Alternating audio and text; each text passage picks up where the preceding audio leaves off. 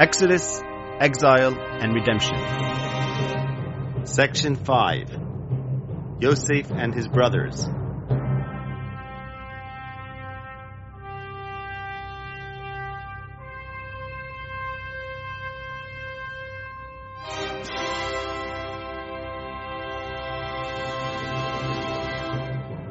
Chapter 8. The Inheritance of the Hidden.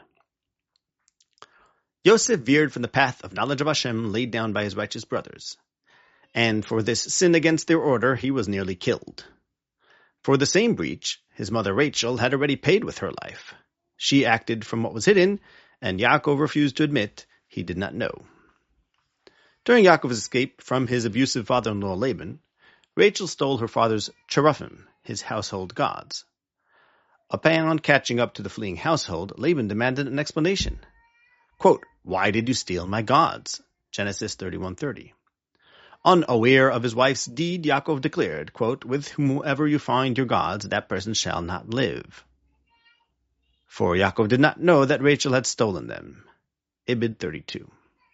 Laban searched everything and found nothing, yet the tzaddik's curse had its due.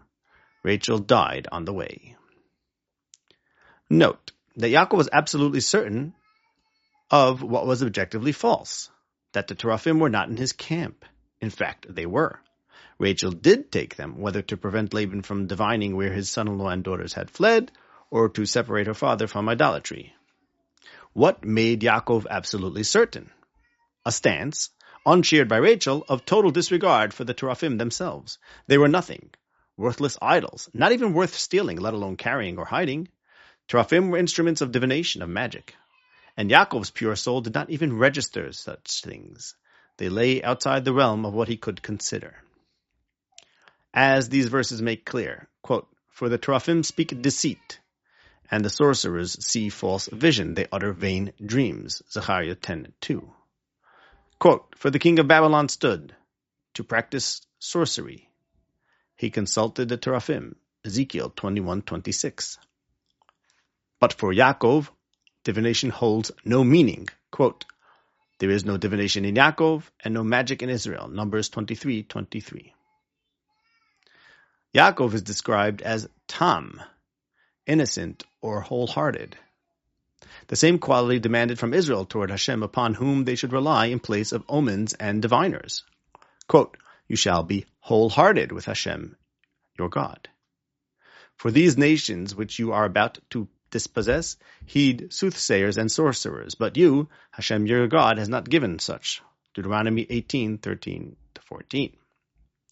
The prophet brings this very message to the nation named for their father Israel. Quote, "Hear the word that Hashem speaks to you, house of Israel.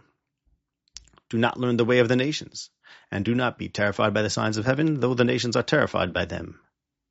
They are a delusion, a work of mockery. Not like these is the portion of Yaakov, and Israel is the tribe of his inheritance." Jeremiah 10:1-2, 15-16. This is the world in which Yaakov moved. Not so Rachel. She regarded the teraphim enough to steal them from her father, and in this revealed how far she stood from her husband. In Rachel's stance, she foreshadowed her son Yosef's own turn toward the hidden, away from the realm of knowledge. Yaakov represents the clarity of wholehearted knowledge, a stance that admits no hidden forces. Rachel acts from concealment, from the realm where what is hidden can be taken for power. And Yosef follows her path, seeking guidance in dreams, those shadowy mediums the prophets rank with sorcery and false visions. The brothers would have killed Yosef for it, just as Yaakov's curse brought Rachel to her death. Their father didn't recognize that, quote, "he did not know," end quote, and they too left no place for the unknown. The dreamer must die for undermining the path of knowing. Quote, "Behold, his dreamer comes, and now let us kill him." Genesis 37:19. But unlike his mother, Yosef survived. And after his suffering in slavery, the word he had sensed only in concealment emerged in full clarity, and he rose to power. And when he staged another theft of a divining instrument, this time a goblet, Yosef pressed the point. What belongs to the realm of the unknown is not to be killed off, but brought under discipline, tested, and worked through. As is told, quote, "Then he instructed the steward of his house, saying, Fill the men's sacks with food, and put my goblet, the silver goblet, in the mouth of the youngest one's sack." Genesis 44:2. The steward then gave chase and accused the brothers of theft. Certain of their innocence, they declared with the same conviction their father had once shown, when he pronounced death on the holder of the teraphim, quote, "He of your servants with whom it shall be found shall die."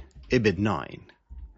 But the steward reset the terms, exchanging death for bondage. Quote, "He with whom it be found shall become a slave to me." Ibid 10. Through this crafted set piece, Yosef inverted Yaakov's curse and made it clear what his father did not understand. The hidden and those who reach for it before its time are not to be extirpated, they are to be refined. As Yosef himself was refined in slavery, until the shadow grasped in darkness becomes the word proclaimed in light. As the psalmist sings of Yosef, quote, "Until the time that his word came, the saying of Hashem refined him." Psalms 105:19. The as yet unknown word had to pass through the fire before it could be spoken in light. So too the hidden in Israel. Israel must not kill what it does not yet understand. It must bear it, broken and enslaved, until the day it stands revealed as the very word that saves.